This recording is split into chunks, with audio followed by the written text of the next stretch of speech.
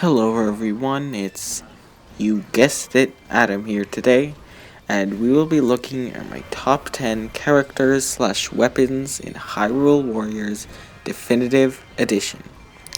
I first of all want to apologize for not uploading recently. I've kind of been grinding through my playthrough of Ocarina of Time on Wii U before summer ends and school starts again, and this also means I probably won't be uploading as frequently. With that out of the way, I need to specify what I am ranking these characters on. Unlike other videos you may see, this is not all based on how good and useful the characters are in battle. This does contribute, but other things, like how much I like the character in the game, or is the character fun to play as, will also contribute. Just to clarify, this list is of course my own opinion, so you don't have to agree. And no matter if you do or don't, make sure to put your favorite character down in the comments. For anyone wondering, I will be doing a 10 worst characters list, so stay tuned for that coming in the future. To be honest, I probably shouldn't even be doing this list, since I actually haven't unlocked all the weapons yet, and only one character. The Sand Wand, Great Fairy, and Boots are the weapons I haven't unlocked, but I've heard they're mostly mid to low tier anyway.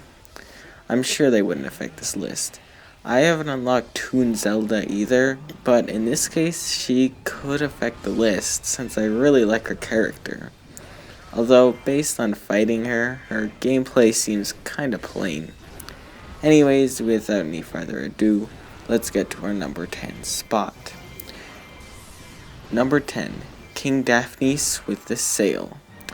Even though I only had recently unlocked Daphnis, I must say, he is very fun to play as. Out of all the water element fighters, which is kind of a strange element by itself, I would say that the king is definitely my favorite, Marin in second.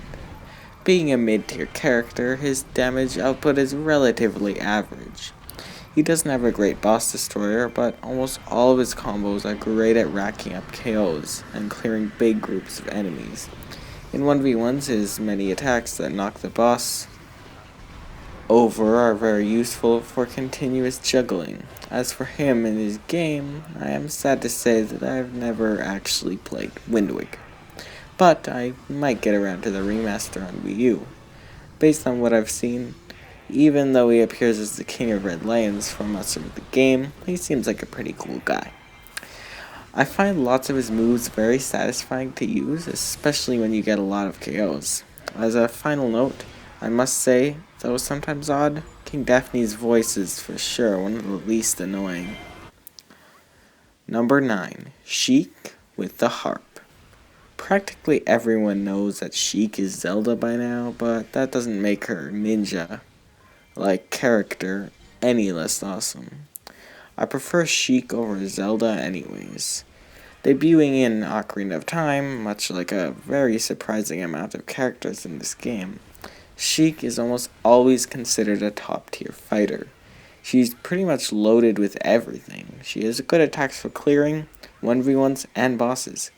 This is why she's only 9th. Sheik is really not that fun to play as, at least to me. None of her attacks I find very satisfying, or really, OP, for lack of a better word. She's just all around decent. In Ocarina of Time, she was okay. She didn't really have much of a personality to me, but her being Zelda was a great secret. I mean, until now, everyone knows. So definitely play Sheik if you want a balanced character, or want to hear soup while spamming dash. Number 8, Twilight Midna with the Mirror. Being one of 2 Twilight Princess characters on this list, Twilight Midna has a very good spot. Actually, thinking of it now, she could probably be a little higher. If you're looking for a super satisfying character with giant hitbox attacks, Twilight Midna is definitely the character for you. One of her attacks can literally clear out a whole keep in one blast. Twilight Midna is far, far superior to Midna, with way better attacks and just a cooler look in my opinion. She's usually about a mid to sometimes high tier character, so people recognize that she's pretty good. Even if he wasn't good, I still would play her because she's so fun. She may not be the best in boss fights or 1v1s, but when you have a giant group of enemies, just click X when your meter is fully charged and it's an easy 50 KOs. In Twilight Princess, she doesn't play a very big role, at least in this form, being in her imp state most of the game, in which she is 100% the best of Link's companions ever, obviously. At first I thought she seemed kinda like an odd pick, since we already had Midna, but now I would rather have her than Midna any day. Number 7. Linkle with the crossbows.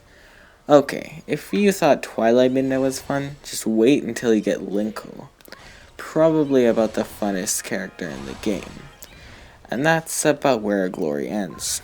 Her damage is okay, but her character is honestly just flat and I don't like it.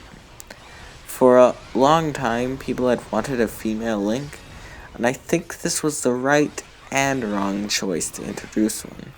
Obviously, her in a main Zelda game would anger many fans, including myself, if she was a main protagonist. If she was a side character, I guess that wouldn't be bad.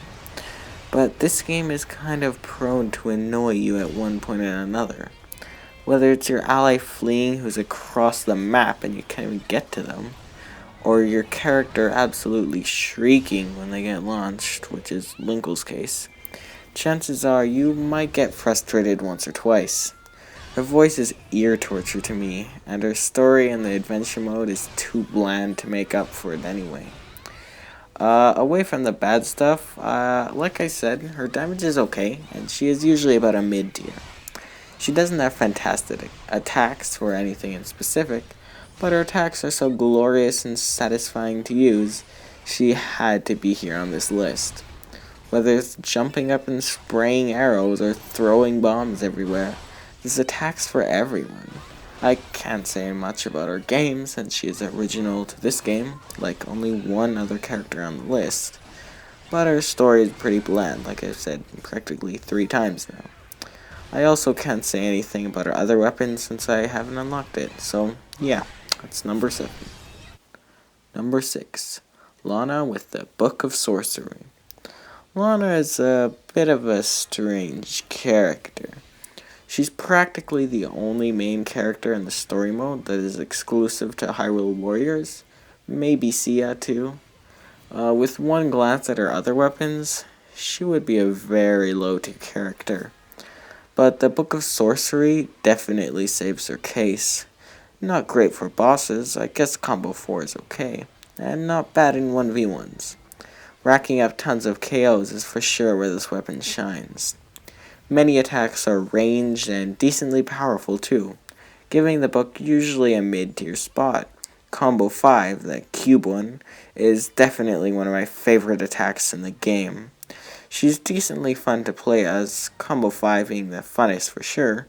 As for her character, give it a solid meh. She's not a very strong character, but this game relies on other games for most of the other characters anyway, so she's not bad. Except for other weapons, the summoning gate is a neat idea, but turned out a very bad weapon. The spear. Ugh. I absolutely despise this weapon, and I hate when I'm forced to use it. But that's a whole nother video. On to number 5. Number 5. Ramiro with the rental hammer. Out of everyone on this list, I think Ramiro would be considered one of my odder choices, except maybe King Daphne's. Ramiro is usually about a mid to sometimes low tier character, but I think he deserves much higher. Apart from just dabbing in general, because that's awesome. I haven't really been playing him much, but I have definitely been trying to. This may also be due to the fact that I have unlocked barely any of his badges. Anyways, most of his moves are okay, except his rolling bomb attack. That one just sucks. Apart from that, he's not bad, and is mostly used for juggling characters.